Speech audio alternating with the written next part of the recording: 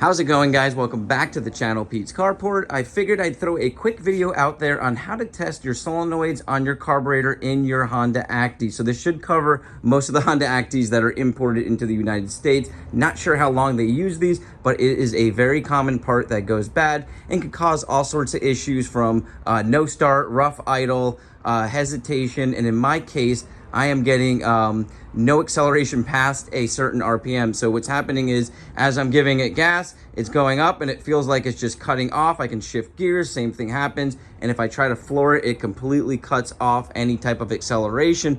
But outside that, the car starts up great. There's really no other issues outside that, so I wasn't sure what my problem was. I first changed out my fuel filter and that did nothing. Now let's go over here and I can show you guys how to test these. I've already done this, so I do know that I have a bad air solenoid. And if you come over here, you just take off your engine cover. Now this will be covering your carburetor. That does not need to come off to test these.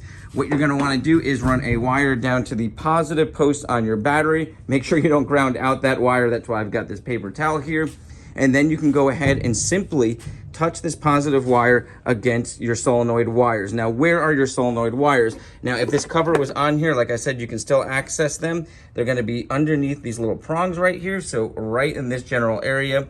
And one is gonna be your fuel and one is gonna be your air. So your air solenoid is gonna be the one with the green wire casing on it. And your black one is gonna be your fuel solenoid. So how you test them, go ahead and take that positive wire, like I said, and you're simply gonna touch it against the wire. And if you don't hear a click, it is bad. Now these should be grounded out on the carburetor, so you don't need to ground them out. And I'm gonna go ahead and touch this one here so you guys can hear.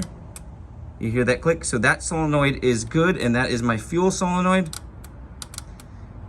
So it is my air solenoid that is bad. So I'm gonna be changing that out. And Right Hand Drive Ron has an amazing video on how to remove this carburetor. He actually changed out both the solenoids on this video. I'll link that video. So if you do have this issue like I do, you can move forward. Now I'm gonna do an update video after I get this carburetor off to kind of show you guys where these are located. So hopefully this helps one of you guys out there to simplify how to test these solenoids and what the common issues are. You guys have an awesome day, a blessed week, and I'll catch you on the next video.